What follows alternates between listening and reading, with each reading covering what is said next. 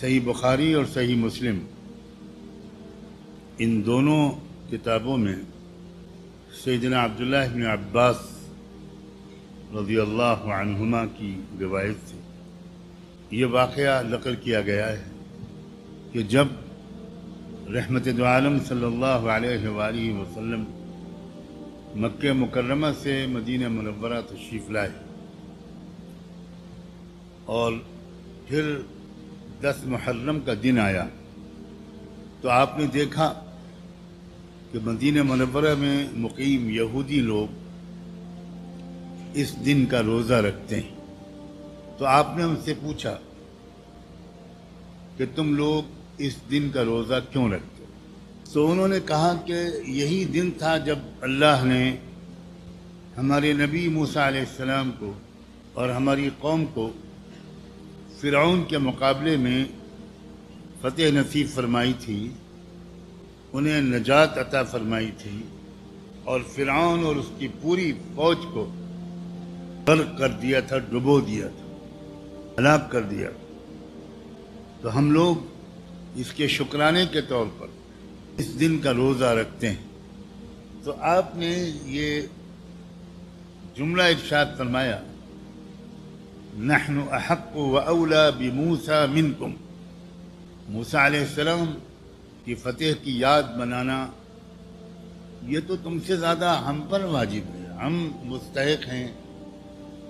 تم سے زیادہ ہمارا تعلق موسیٰ علیہ السلام سے مضبوط اور رشتہ صحیح ہے،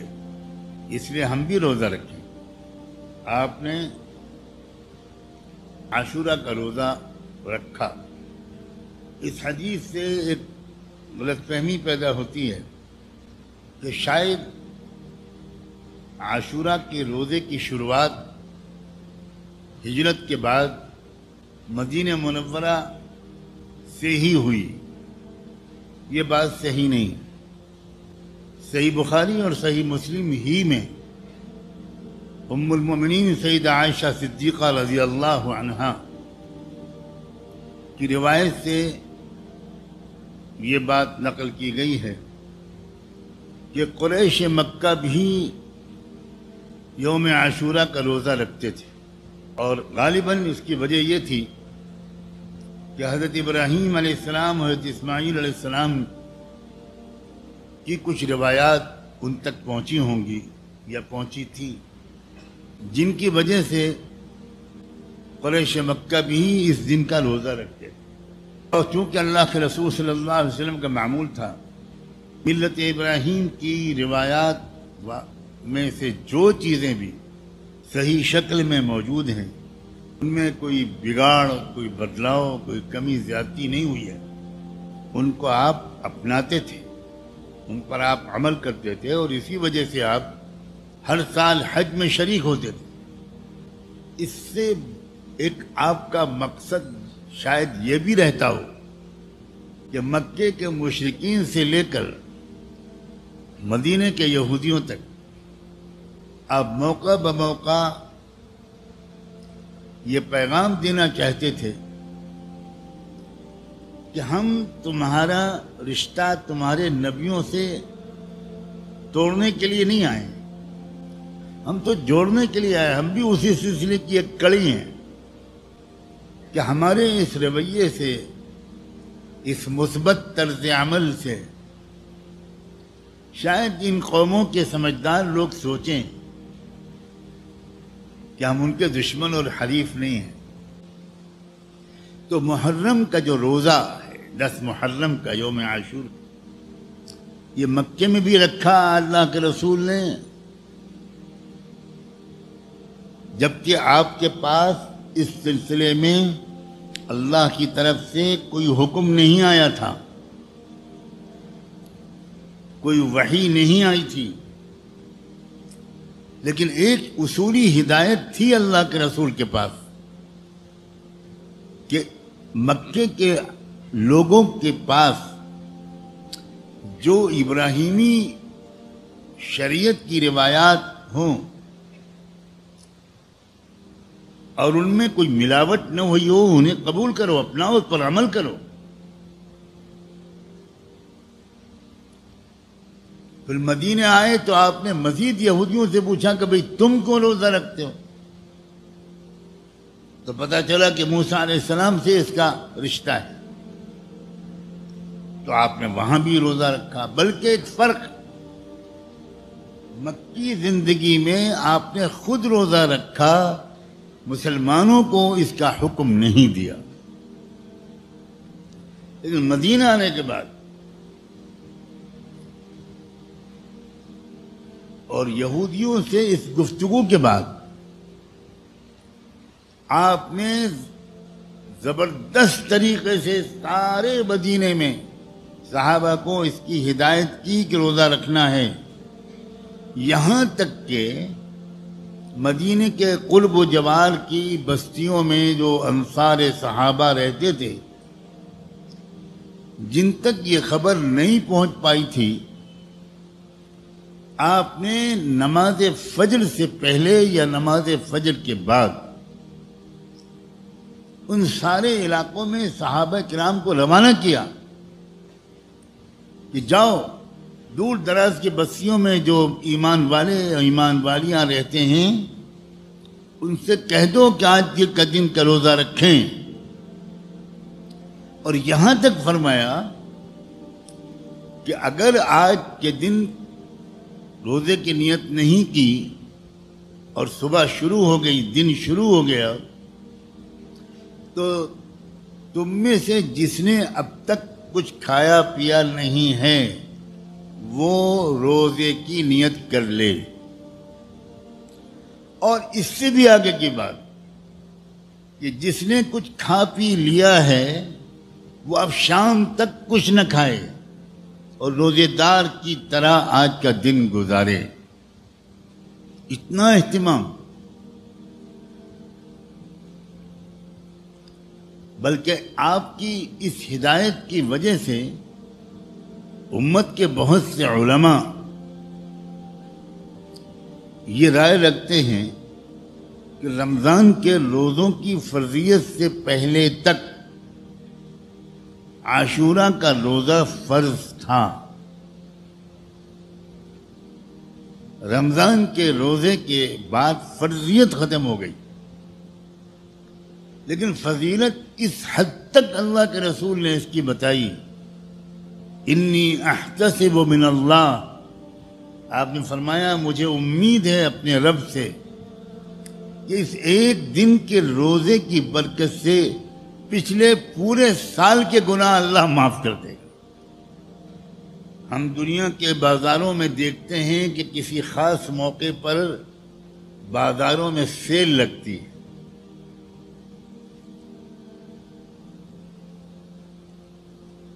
مختلف تہواروں کے موقع پر، جوتوں کی دکانوں پر، کپڑوں کی دکانوں پر بڑے بڑے بینر لگے ہوتے ہیں 50% آف، کہ آج جو خریدو گے اس کی آدھی قیمت پر تم کو دیا جائے گا۔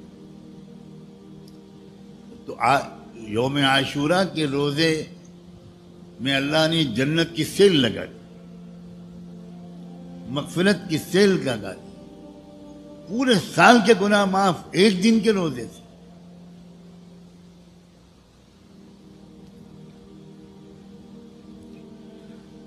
ایک اور بات، جب اللہ کے رسول صلی اللہ علیہ وسلم نے مدینے آ کر اس کا حکم دیا، مکے میں آپ خود روزہ رکھتے تھے، کسی اور کو حکم نہیں دیتے، لیکن جب آپ نے مدینے میں حکم دینا شروع کیا تو بعض صحابہ نے اللہ کے رسول سے ایک سوال کیا، کہا کہ آپ اس کی ہدایت دے رہے ہیں اور یہود و نصارہ یہ دونوں روزہ رکھتے ہیں اس دن کا، تو اگر ہم بھی روزہ رکھیں گے اسی دن تو مشابہت ہو جائے گی ان سے۔ یعنی یہ اتنی پختہ سمجھ تھی صحابہ کی کہ کسی بھی طرح ان قوموں کی نقل ہمیں نہیں کرنی ہے، اور نقل کا شائبہ بھی نہیں ہونا چاہیے۔ اب آپ خود سمجھ لیجئے کہ اس وقت کے مسلمان کس کس چیز میں نقل کر رہے ہیں۔ اب تو کئی مسلمان وہ ہوتے ہیں کہ پاسپورٹ آفس میں کسی ریلوے کے کاؤنٹر پر لائن میں لگے ہوتے ہیں تو سامنے والے سے آدمی کہتا ہے کہ لائن آگے بڑھ گئی، میڈم ذرا آگے بڑھیے، میم صاحب ذرا آگے بڑھیے۔ تو میڈم جب پلٹتی ہیں تو پتہ چلتا ہے وہ میڈم نہیں تھیں، وہ بھائی جان تھے۔ اب مشابہت کے یہ عالم، تو کہنا پڑتا ہے سوری سوری سوری بھائی صاحب، میں تو آپ کو بھابھی جی سمجھا تھا۔ کہاں وہ مزاج صحابہ کا کہ روزہ رکھنے پر صحابہ حضور سے سوال کر رہے ہیں۔ اتنی پختہ تربیت صحابہ کی کہ اللہ کے رسول ہدایت دے رہے ہیں اور صحابہ کہہ رہے ہیں کہ مگر اس دن تو وہ لوگ بھی روزہ رکھتے ہیں۔ کتنا خوش ہوئے ہوں گے اللہ کے رسول اس سوال سے۔ اور آپ نے بڑا خوبصورت جواب دیا، اچھا تو پھر ایسا کرتے ہیں کہ اب اس سال تو 9 محرم گزر گئی، حضور نے فرمایا آئندہ سال سے انشاءاللہ ہم لوگ 9 اور 10 2 دن کا روزہ رکھیں۔ مشابہت ختم، وہ 1 دن کا رکھتے ہیں، ہم 2 دن کا رکھتے ہیں۔ کیا اسلام ہے؟ یعنی بہانے سے اللہ مغفرت کرنا چاہتے ہیں۔ کیا شفقت ہے اللہ کی، کیا رعایت ہے، کیا نرمی ہے، کیا محبت ہے۔ کبھی کچھ دن لگا دیا، کبھی 15 شعبان کا روزے کی فضیلت، کبھی 10 محرم کے روزے کی فضیلت، کبھی شب قدر کی فضیلت، کبھی جمعے کے دن کی فضیلت، پیر اور جمعرات کے روزوں کی فضیلت۔ یہ سب اللہ تعالیٰ کی رحمت کے عجیب غریب نتیجے ہیں اور اثرات ہیں۔ غلطیاں تو ہوتی رہتی ہیں، تو وقتاً فوقتاً اللہ نے ایسے دن دے دیے اور اس دن کے کچھ اعمال دے دیے کہ اگر ایک دن بھی عمل کر لو گے تو پورے سال کے گناہ معاف ہو جائیں گے۔ اللہ تعالی ہم سب کو اپنی اس شفقت کی قدر عطا فرمائے۔ تو سوچو تم، اللہ تعالیٰ کیا سوچیں گے ہمارے بارے میں۔ اتنا آسان کر رہا ہوں ان کے لیے آخرت میں نجات کو، جنت کو، مغفرت کو، گناہوں کی معافی کو، اور یہ پھر بھی قدر نہیں کر رہے۔ اللہ ہمیں ناقدری کرنے سے بچائے اور قدر کرنے والوں میں بنائے۔